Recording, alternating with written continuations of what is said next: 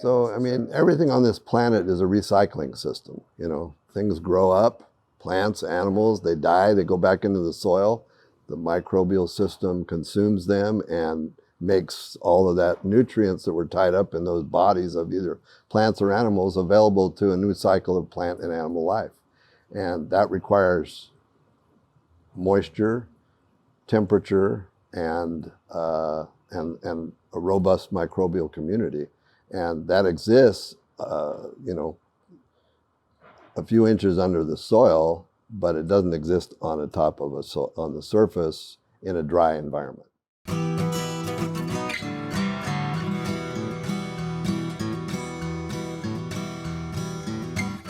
Welcome to the Real Organic Podcast. I'm Linley Dixon, co-director of the Real Organic Project. We're a grassroots, farmer-led movement with an add-on organic food label to distinguish organic crops grown in healthy soils and organic livestock raised on well-managed pasture. You just heard from Tom Willey, a longtime California vegetable farmer and participant in the no-till and low-till row crop trials that we've been following in California. We're starting today's episode with a quick replay of Tom and Dave's exchange at the end of last week's episode. The conversation that they're having here is a bit of a disagreement over the best kind of agriculture for the climate. Tom feels that herbicides can be used to help a farmer get to no-till, which for him is the gold standard. I see it differently. I feel that growing your own fertility is the gold standard. And if tillage, through the incorporation of cover crops, helps you get there, that's better than herbicides to get to no-till. But the goal here is to listen thoughtfully, reach out with any questions or comments either through our website or by finding the video version of this episode on our YouTube channel. Okay, let's dive in.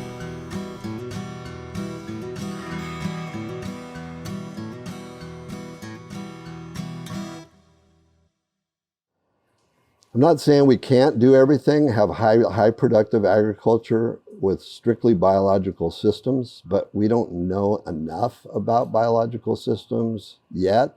We don't know how to cooperate with them as well as we might be able to. There's vast frontiers in that to be discovered and learned to kindly manipulate with, but we're not there yet. So to me, really, the future agriculture might be combining the best of organic and the best of conventional systems. If we're, going to feed 8 billion people and not ask half of them to go with Bezos off to Mars or something, because there's a lot of demand, and we got climate change going on right now. I mean, we are up against some challenges in the human species that, well, we haven't seen for 10,000 years, I suspect. Yeah. So we organic people, we got a piece of the solution. We don't have the whole solution. Nobody has the whole solution. I agree with that, Tom. I do believe that actually organic works, and I believe that it works as a complete system, and it started there. Mm-hmm. When Howard was in India, they weren't using Haber Bosch to feed those cattle. I think that we know, I know fantastic livestock farmers who are doing it without any Haber Bosch input nitrogen, Francis Tickey or Glenn Elzinga, or there are many, many of them. And, regenerative agriculture at its best is just organic agriculture at its best. That's true. I totally agree. It does work. And then the problem for me isn't biological. The problem is economic and social. Yeah. That we have an economic system that's always going to reward the lowest possible cost of production.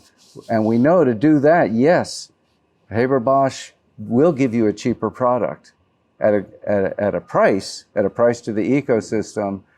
Paying workers below living wage gives you a cheaper product at a price to the social system. So we have one dedicated organic researcher in all of USDA Agriculture Research Service. He's right here in the Salinas Valley. Eric Brennan, I don't know if you've interviewed him, but he would be valuable to interview. He's of the opinion that organic farmers use way too much compost and wind up whacking out their balance, applying way too much phosphorus, because a lot of times the composts are manure based. and to try to get enough nitrogen in their systems. And so he's saying we'd be a lot better off to use less compost, just get the biological stimulation and the carbon out of the compost, and use very small judicious amounts of synthetic nitrogen, Haber-Bosch nitrogen, that we'd have a much better agronomic system, or a much safer agronomic system. We wouldn't be polluting our systems with too much phosphorus. I think those arguments we need to consider those Sure. Rationally. I don't think everything in the practice of organic as it is written in law is agronomically rational. It is part of the agricultural marketing service. Okay, organic is a marketing tool. It was a movement long before the AMS I know that. touched it. I know that, but it is a movement around the world. Yeah, 2 million farmers are organic. I was an organic farmer. I know. But I just want to be honest and open about it. I do too. What our shortcomings are and what our strengths are. Yeah. And none of us have the entire solution. Let me ask you a harder question then. Do you think that perhaps you made a mistake being organic and that you should have used less compost, but used a little more chemical fertilizer? No, because I probably would have never survived economically had I not embraced organic and been able to use the organic seal and the organic label. Yes. That was really at the scale of farming that we were willing to do, of 75 acres or fewer. That's the only way we could have made a living at. Let me make it hypothetical. I'm not unhappy that we did that, but let me make it a hypothetical question. Sure. Just let's say that you could have made a living. Do you think that's a better way of farming in retrospect? You go, you know what? We're using too much compost. We should have used less just as a biological stimulant and then used some chemical fertilizer if the market was there. I kind of do now, not just thinking of myself, but thinking of, the whole food system of our country or the planet. I think that may be a better way forward, because on the other hand, we were growing, so in order to grow high production, high quality vegetables, we were using 10 tons of compost to the acre per crop, okay? So we were not double cropping our farm, but on the average crop and a half on our farm on an annual basis. So we were applying 15 tons of compost to the acre per year, okay? If everybody goes organic all of a sudden, where in the holy heck are we going to get the billions of tons of compost that we would need to support that kind of agriculture? When you scale this thing up to the entire food system of our country or the planet, the resources that we use in organic, like compost, like fish emulsion fertilizer, some of these other things that are animal-based products, we're not going to have enough of them to operate organic as we operate it today. And so I think we have to think beyond those kind of constraints and what blend. That's why I think we need to blend some of the best of conventional and the best of organic going forward. Maybe I'm a heretic, but well, you are. But this is great. We're having a good conversation. One response I would have is that we wouldn't have enough manure if all the manure is on some giant CAFO a gazillion miles from here, which is the case. That the manure is so concentrated, it's a terrible pollution problem around the CAFOs. But if the farms were smaller, so that you had a dairy farm or a beef farm, and it was surrounded by neighbors who wanted that manure, I think that there is enough manure. I think the problem is where I grew up. There might be, but a whole bunch of the modern people hate cows, and they think ruminants are destroying the planet. They're creating all the methane. But I do think the separation of animal agriculture and plant agriculture into even great distances was a big mistake. Plants and animals are part of the same system. One of the things that the original regenerative people in the Midwest figured out was that the reason that their soils were so inherently fertile is because bison, by the millions had been grazing on those lands for eons and had put all that fertility, all that organic matter in by consuming the grass and all that stuff. So animals belong on the land, and I believe in the reintegration of that. We didn't get there on our own farming system because I knew absolutely zippo about farming of any kind. I was able to figure out how to be a good vegetable farmer over the 30, 40 years that I farmed, but my wife was constantly challenging me to bring animals into our system. I was afraid to do it because my knowledge base wasn't there. Yeah. And but yes, reintegrating animals and plant culture on farms is absolutely where we need to go. Yeah. And that is probably would be the best opportunity that we have of creating closed systems that would be self-perpetuating, that would not need a lot of outside inputs. That would be the direction we'd have to go in. Yeah. Right. Yeah, I would consider that to be the ideal. Okay. I know that you got a busy day. I have another area I want to go to. I know you've been working with Phil Foster on his minimum till experiments. Phil tells me I shouldn't call it no-till anymore because he felt no-till wasn't viable at all. But let me ask you what you've learned. I'm not just working with Phil, I'm working with Full Belly and with Scott Park. It's a whole consortium of farms and universities. We've got the University of California, Davis, and Jeff Mitchell working with us, and also the Regenerative Ag Institute at Chico State with Cindy Daly working with us. So it's a whole collaboration. I'm not just working with Phil, but... Well, tell me what you learned. In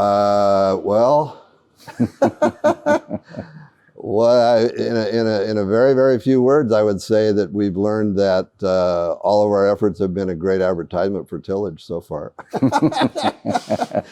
And my friend Jeff Mitchell's not going to like me saying that, but we've had a very difficult time backing off of tillage to a very large extent. As Phil says, we don't call it no-till because we haven't been able to really operate these systems without doing a strip till, So we'll till a very narrow strip, say on an 80-inch bed in a tomato crop, for instance. We'll till a 10-inch wide strip on an 80-inch bed in order to either direct seed or transplant a tomato plant into. That's as close to no-till as we've gotten. Let me just clarify for people that we're talking about reduced or no-till in organic vegetable production. Vegetable production. Yes, so that means no herbicides. And no herbicides. Well, I know, but that is a given in most no-till. Herbicides are... Yeah, so we're trying to create successful systems of no-till or vastly reduced till organic vegetable production for at scale. Because we have quite a number of small 5-acre or less farms. Probably one of the best examples would be the Singing Frog farm up in Sebastopol that have learned to do no-till very successfully, but on a very small scale. Yes. That's a whole different world. Yes. And what we're working with are farms that are anywhere from 200 to 2,000 acres of scale that are mechanized. So to do no-till certified organic production systems on those is a big uphill climb and an ask. So we've learned a significant amount. We're in our 4th year of collaboration right now. Really the only system that we have come up with that can provide the same yields as a full tillage system is growing a cover crop, maybe as much as 10,000 pounds of dry matter per acre, multi-species, mowing that down, very fine scale on top of an 80-inch bed, and applying your compost over the top of that. And then you got to have drip irrigation on the surface right under that, and then you cover the whole thing with a plastic mulch, and you can plant your crop through that, and you can get the same kind of yields as you do in a full tillage system. That's really all of we're in a semi-arid climate out here on the West. So things don't work the same as they do in a high rainfall area, rain-fed agriculture in the Midwest or on the East Coast.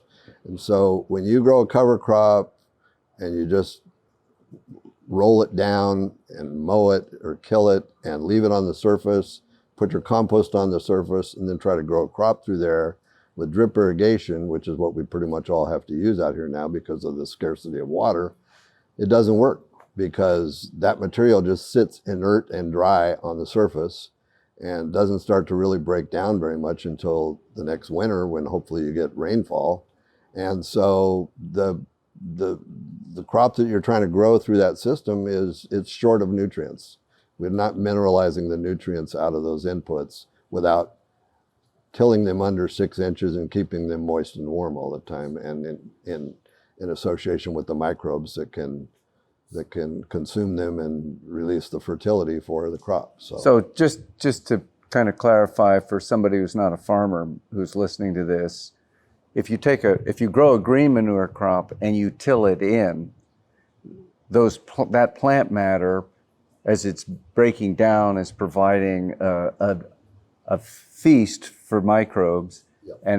and those microbes are providing a wonderful balance of nutrients to the plants that are growing. Yep. And so it's that incorporating it into the soil that gives you the benefit for the next crop. Just because people won't understand. So, I mean, everything on this planet is a recycling system. You know, things grow up, plants, animals, they die, they go back into the soil. The microbial system consumes them and makes all of that nutrients that were tied up in those bodies of either plants or animals available to a new cycle of plant and animal life. And that requires moisture, temperature, and a robust microbial community. And that exists, you know, a few inches under the soil, but it doesn't exist on the top of on the surface in a dry environment. Right. If you got rainfall, you get rain every couple times a week in the Midwest, and you do that, well then that does happen relatively well on the surface because it's humid and moist all the time, and the rainfall is taking those nutrients that are being released into the root zone of your growing crop. But that doesn't happen out here because in California, the growing season is very dry. It doesn't rain, so we provide irrigation. But unless you're doing overhead irrigation with sprinklers, we've had some success with that, but not all crops are adaptable to overhead irrigation all the way through. So we're inching along. I mean, I think what the results we're getting from the plastic mulch system are awesome, but everybody hates plastic now. I mean, plastic is the latest plague of the planet, and for good reasons. And so we are playing around with biodegradable plastic now to see how that will work. Yeah. Not sure it really degrades. It just breaks into very little bits. Yeah, there's all kinds of opinions about Well, it. yeah, well, I don't think that one's an opinion. You get a lot of microplastic in your soil then.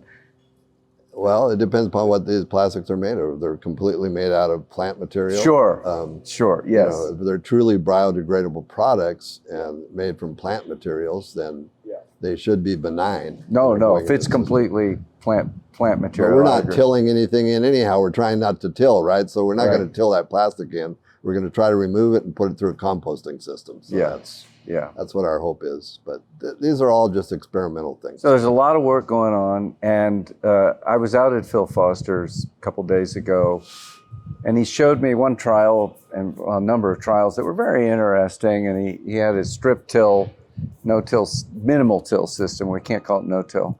And then next to it, he had the bed where he had fully incorporated the green manure. Right. And those beds always had nicer plants growing on them. There was a visual difference. There was a visual difference. Yeah. And he said there so far has been a yield difference. Now he has not given up.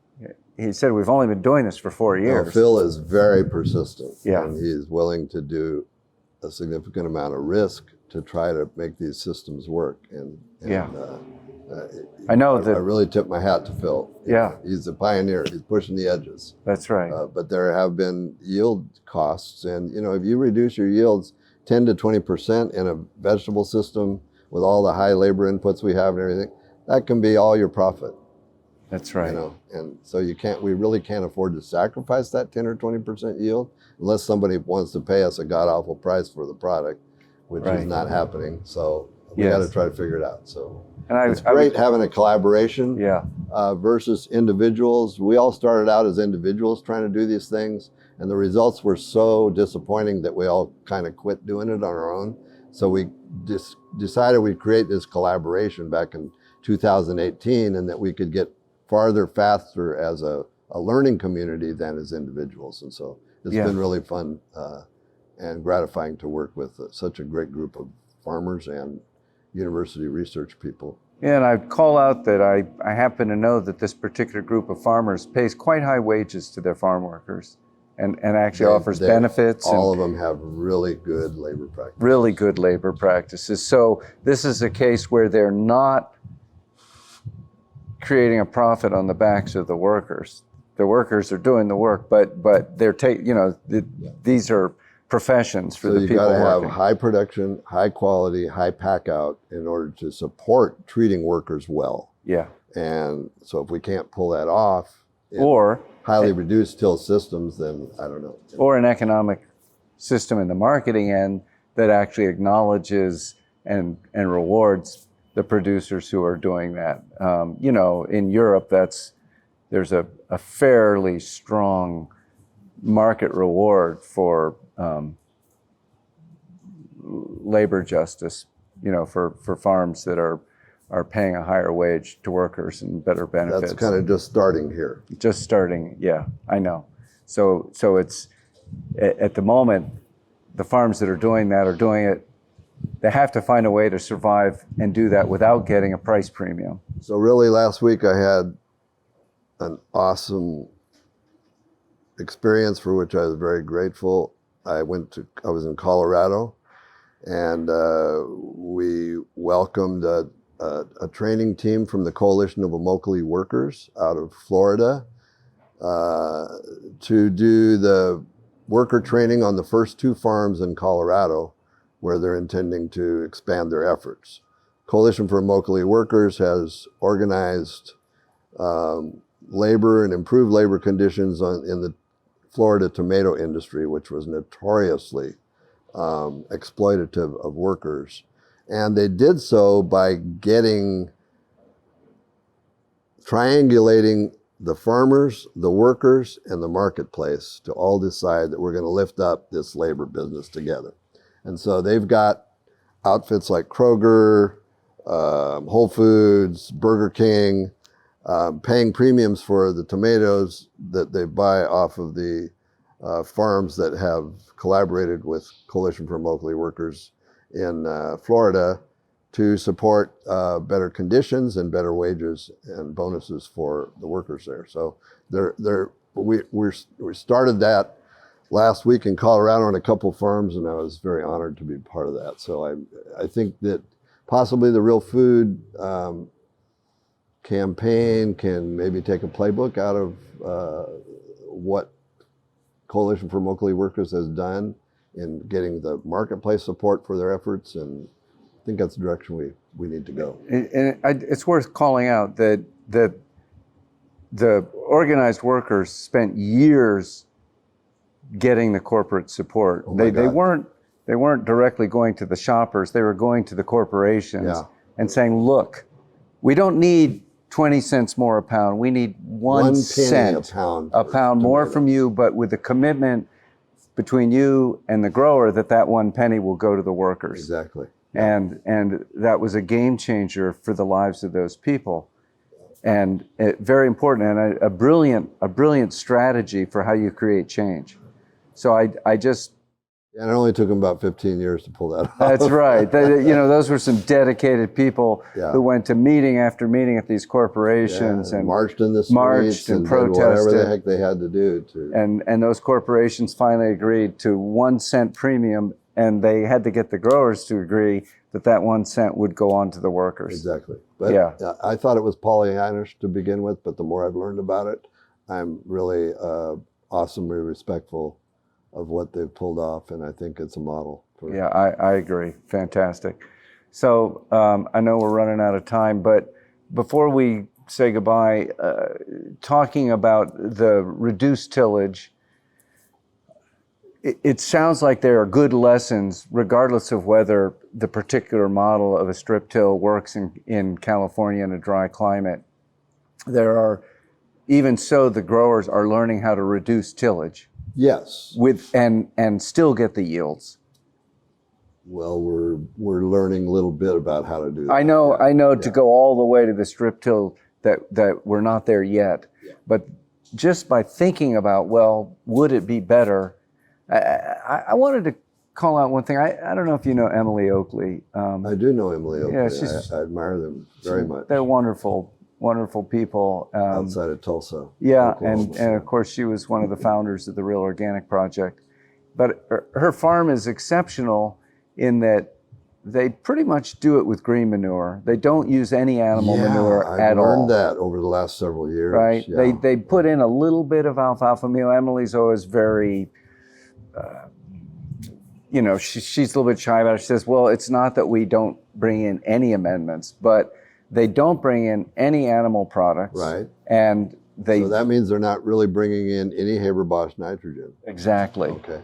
And their organic matter builds. Yeah. And their crops are beautiful. Yeah. And so that's another model of a sustainable organic system. They need enough land to be able to. You're right. They'll grow fertility on certain acres for a year, and then they'll farm their vegetables on another acreage for a year that they had grown the fertility on the year before. Yeah, if you have enough relatively inexpensive land to operate that way, that's a possibility.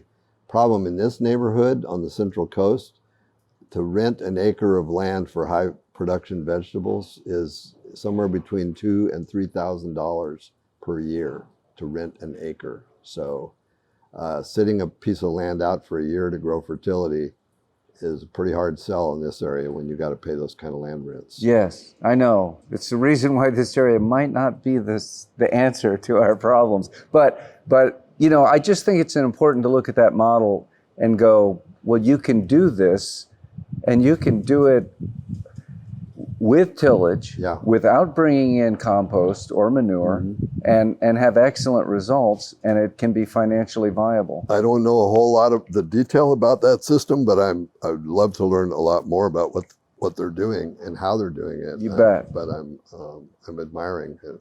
We'll be interviewing Emily for this symposium, so she'll be part of the conversation. Yeah. Just to talk about that part of their farm. It's Right. It's great. And we at our first board meeting, David Bronner flew across the country to come and attend it, and he was proposing that Rock and Real Organic join forces at that moment. And Emily was actually very strong in saying, no, I don't believe in your standards, which were no-till. Now they've changed their standards since then because most farmers agreed with Emily, and so nobody signed up. But at that point, they were really, really very strong no-till. And Emily said, I believe in tillage. And you look at my system, and we have great soil health, and we're building the organic matter. Yeah. And we're doing all of that without inputs of no animal compost being brought in. So, well, I'll tell you, in the case of the three collaborating farmers in our reduced till experimental efforts, certainly Full Belly and Phil Foster, by the use of, and both they and Scott Park have been managing their land organically for over 30 years, all three of them, using cover cropping and compost inputs and tillage, but at least on Phil Foster and Full Belly's farms, they've got like 5% organic matter in some of their better fields. Amazing. Which is easily twice the amount of organic matter that adjacent land that was not using those practices over that period of time would have. So they've easily doubled their organic matter content under full tillage systems. Okay. Yes. Scott Park says that his organic matter content is closer to 2.5%, 3%. It's higher than his neighbors, but not double.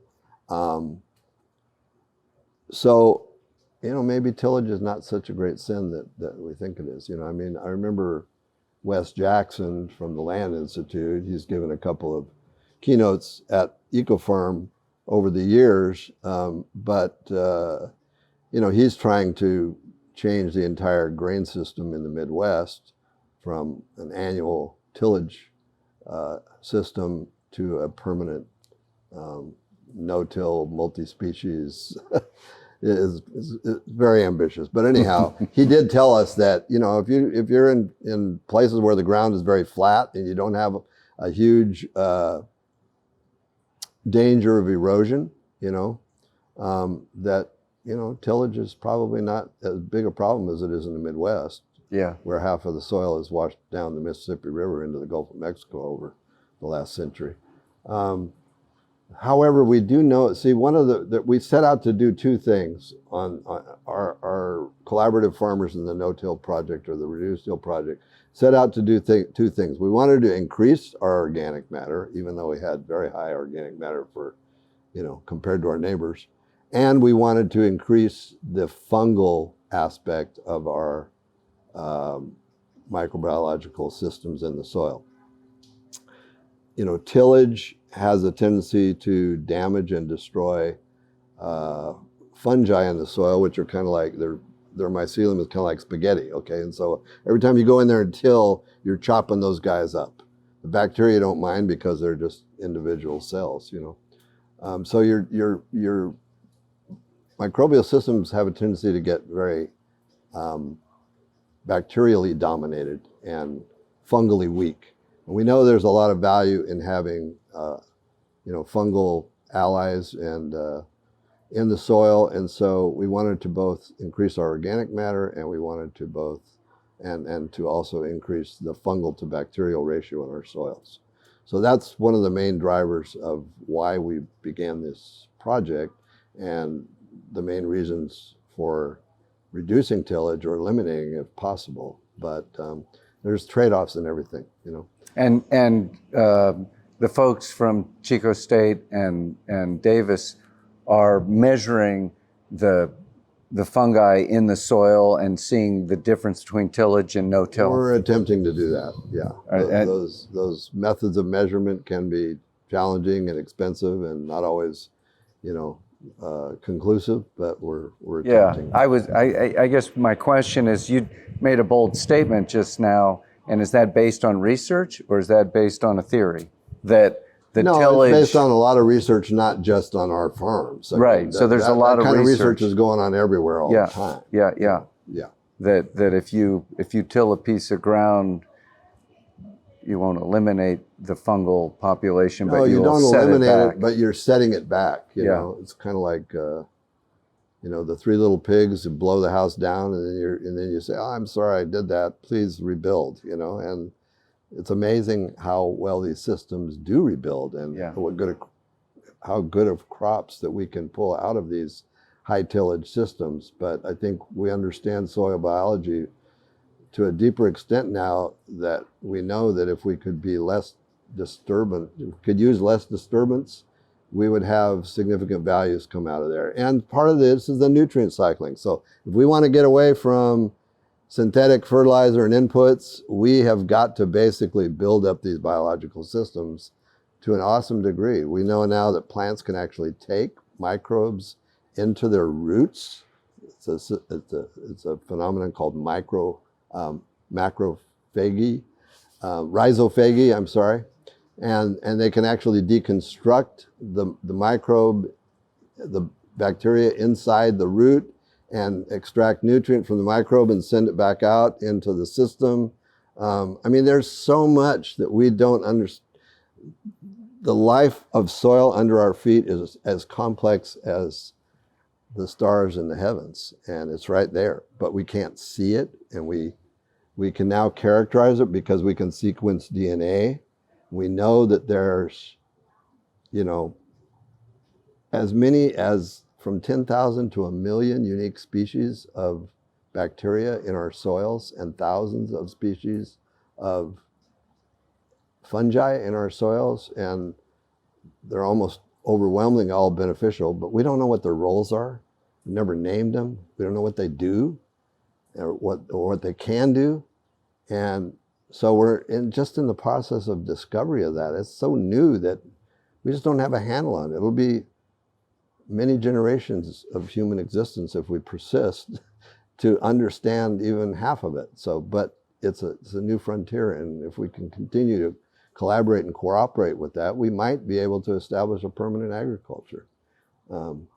That's what's very exciting, and that's what was really very exciting about my whole organic career once I switched from conventional or chemical agriculture to organic agriculture. It's learning about how the world works. It's learning about biological systems, and it's very intellectually stimulating, and it's it's a lot more exciting than just what material can I use to stimulate my plant, and what material can I use to kill this pest that's bothering my plant. You know, it's just a whole fascinating world of intellectual discovery, and it's been really a privilege to be part of that. Thank you. All right. Well, Tom Willey, it's been a privilege to talk with you. Honestly, obviously we could keep talking for days here, but I know you got an appointment. So thank you very much. I appreciate it. Hey, you're very welcome, Dave. Thank you for listening to the Real Organic Podcast. Our movement is growing because you're subscribing and you're sharing these podcasts with your friends. Keep it up and leave us a rating and a review as well. You can find a video version of this interview on our newly designed website, realorganicproject.org, or on our YouTube channel. Join us next week when our guest will be nutrition icon, author, and professor, Joan Gussow.